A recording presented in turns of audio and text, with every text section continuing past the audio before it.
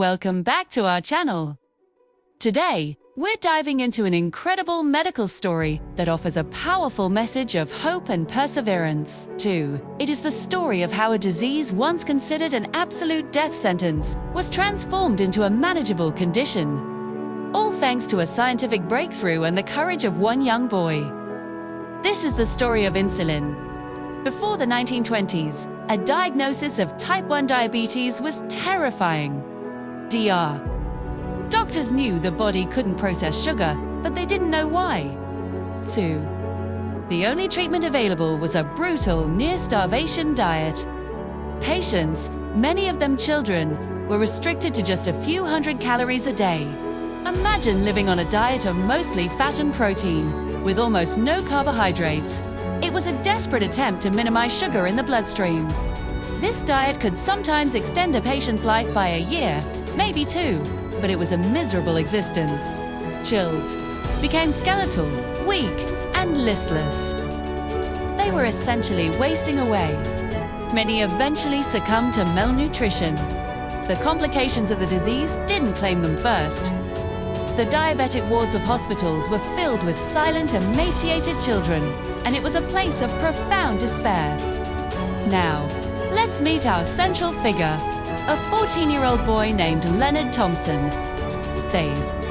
In 1921, Leonard was admitted to the Toronto General Hospital. He was severely ill with diabetes, weighing only about 65 pounds. He was drifting in and out of a diabetic coma, and his doctors knew he didn't have much time left. His father faced an absolutely agonizing choice.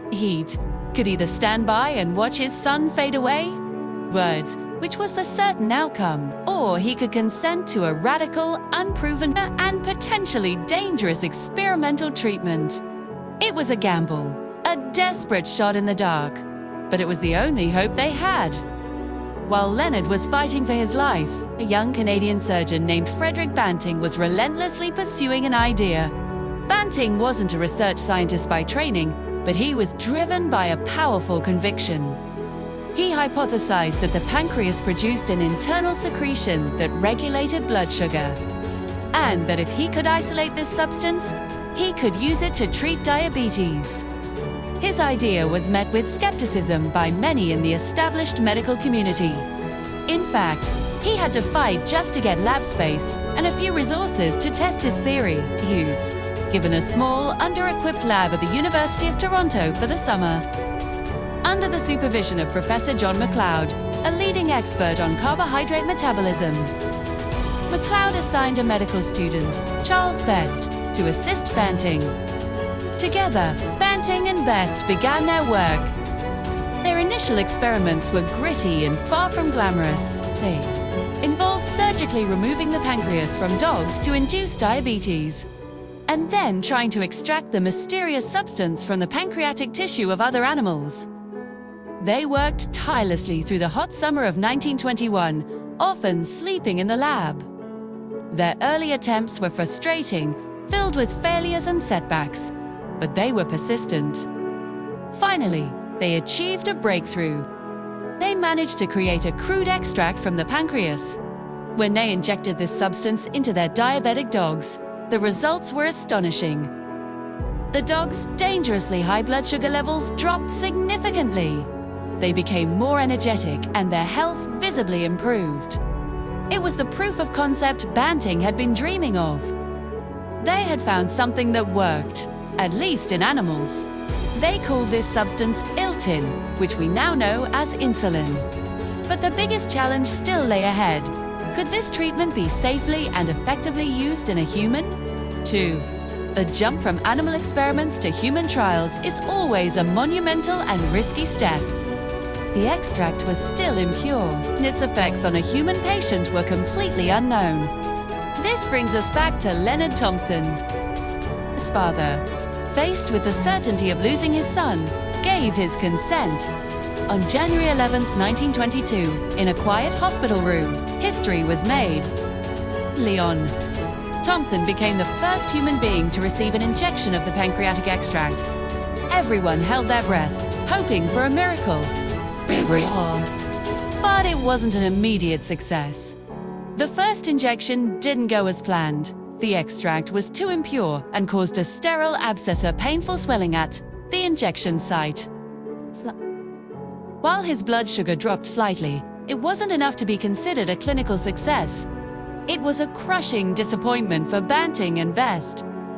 They were so close, yet it seemed they had failed at the most critical moment. Some might have given up, but the team wasn't ready to quit. They knew they needed a purer extract. This is where another key player enters the story. A skilled biochemist named James Collip MacLeod brought Collip onto the team to apply his expertise in purifying hormonal extracts. Collip worked around the clock, using more sophisticated biochemical techniques to refine the substance, removing the impurities that had caused the adverse reaction in Leonard. 2. He developed a method using alcohol precipitation that yielded a much purer, more potent form of insulin.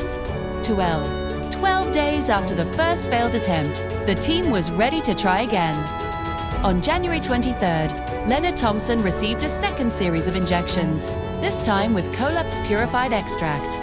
The difference was night and day. There was no local reaction, no painful abscess, and the effect on his body was dramatic. His blood sugar plummeted from a life-threatening level of 520 milligrams per deciliter down to a near-normal 120. The ketones, toxic byproducts of fat metabolism that were poisoning his system, disappeared from his urine. For the first time in years, Leonard's body was able to properly process sugar. The change in Leonard himself was nothing short of miraculous. Within days, he became more alert and energetic. His strength returned. The starving, listless boy began to eat and gain weight.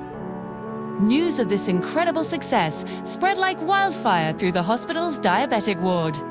Other children, who were also on the brink of death, began receiving the new treatment one by one. They were brought back from the edge. Dr. Banting later described the scene as one of the most moving experiences of his life. Watching these children, who had been given a death sentence, awaken from their comas and begin to live again.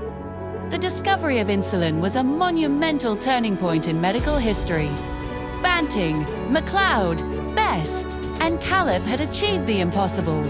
Recognizing the life-saving potential of their discovery, the team sold the patent for insulin to the University of Toronto for just $1 each. They wanted to ensure that this treatment would be affordable and accessible to everyone who needed it. In 1923, Banting and MacLeod were awarded the Nobel Prize in Physiology or Medicine, and they immediately shared their prize money with Bess and Collip, acknowledging their indispensable contributions. Leonard Thompson lived for another 13 years with the help of daily insulin injections, a life that would have been unthinkable just a short time before. He ultimately passed away from pneumonia, a complication of his diabetes, but his bravery paved the way for millions. The story of insulin is more than just a scientific discovery.